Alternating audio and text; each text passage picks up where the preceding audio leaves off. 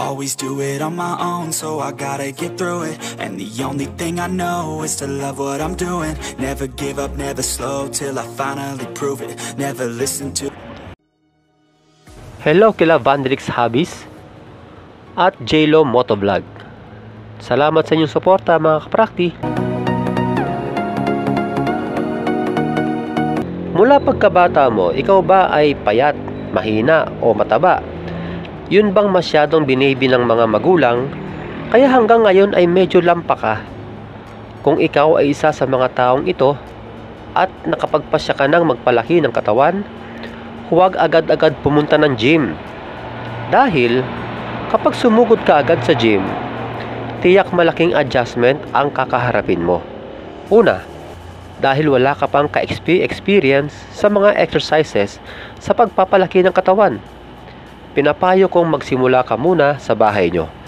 Dahil sa gym, puro bakal ang nandyan. Kahit pa sabihin mong magaan lang ang ipapagawa sa iyo ng instructor, mahirap pa rin yan para sa katulad mong mahina mula pagkabata.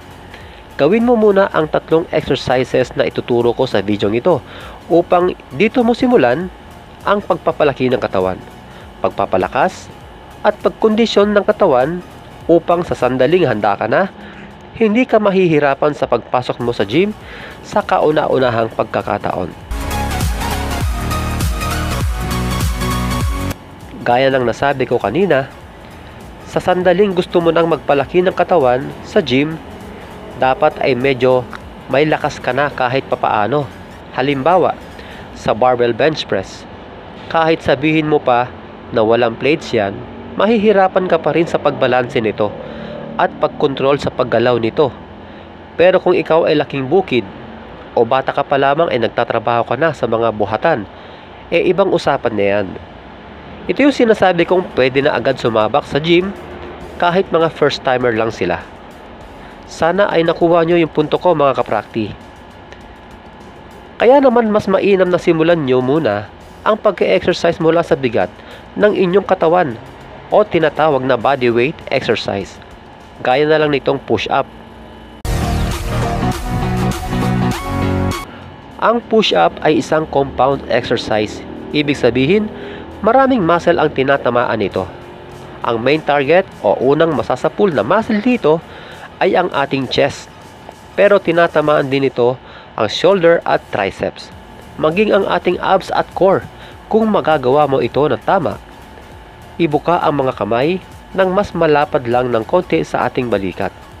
Ituwid ang katawan na nakapasok ang tiyan pero nakausli ang puwet ng bahagya. Kontrolin ang paggalaw habang ginagawa ito, lalo na sa pababang direksyon. Maraming variation ang push-up. Gaya halimbawa nito, kapag medyo ipinaglapit mo ang iyong kamay o tinatawag ding narrow stance, ang nagiging main target na muscle nito ay ang triceps. Magiging pangalawa na lang ang ating chest at maging ang shoulder. Gaya sa ordinaryong push-up, huwag masyadong ibubuka ang mga siko. Dito sa tricep push-up, hanggat maaari ay halos idikit ang mga siko sa gilid ng ating katawan. Sa mga nahihirapan pang gawin ang push-up, lalo na sa mga matataba, pwede nyong simulan ito ng knee push-up. Sa pamamagitan nito, kalahati lang ng inyong bigat ang bubuhatin nyo dito. Sa katagalan, sa tulong ng pagsisikap nyo at tiyaga, para saan ba at lalakas din kayo, at unti-unti nyo rin magagawa ang full range ng push-up. Sa pamamagitan ng push-up, lalakas ang ating balikat, ang ating mga braso, maging ng ating core at syempre, magkakamuscle din ang mga ito, lalo na ang ating chest.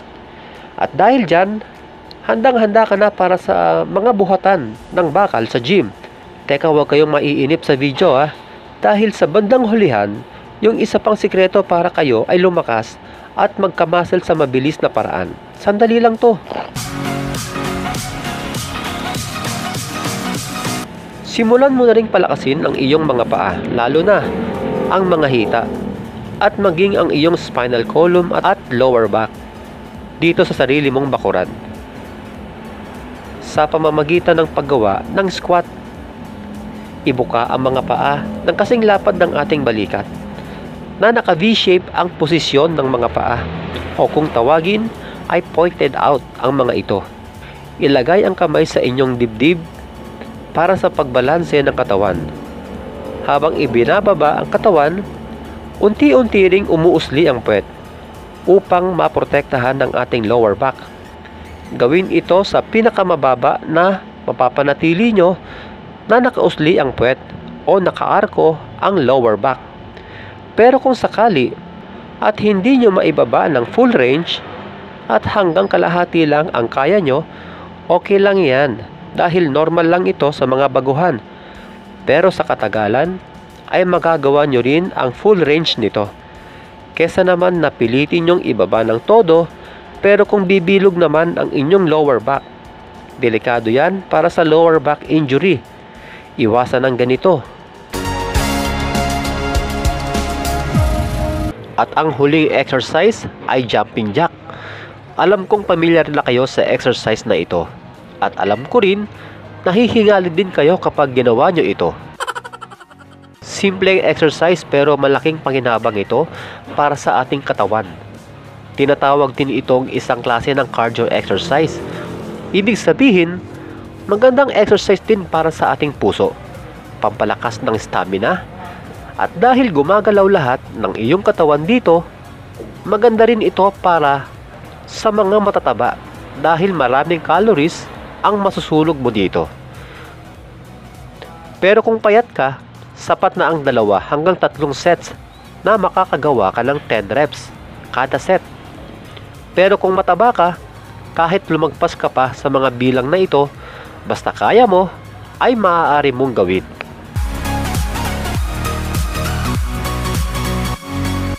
Hindi lang sa bahay pwedeng simulan ang pag-e-exercise, kundi sanayin mo na rin kumain ng mga pagkaing magpapalakas sa'yo at makakatulong ng malaki sa mabilis na paglaki ng iyong muscle, gaya ng pagkain ng mga mayaman sa protina at carbohydrates, mga manok, itlog, isda, baka, kanin, kamote, gulay, gatas, mani, at iba pa.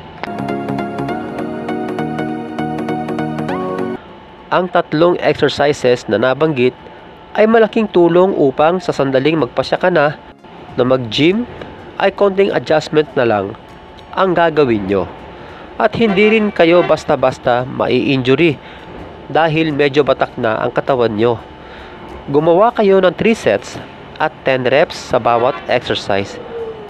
Kahit hindi tuloy-tuloy na 10 reps kung hindi pa kaya. Basta ang mahalaga, matapos nyo yung 10 reps kada set. At dapat ding may pagitan na 2 hanggang 3 araw bago mo ulitin ang isang muscle group. Halimbawa, kung nag-push up ka ng Lunes, mag-push up ka ulit ng Huwebes o Biyernes. Pwede nyo rin pagsabayin ang 3 exercise na ito sa isang araw at ulitin ang mga ito paglipas ng 2 hanggang 3 araw.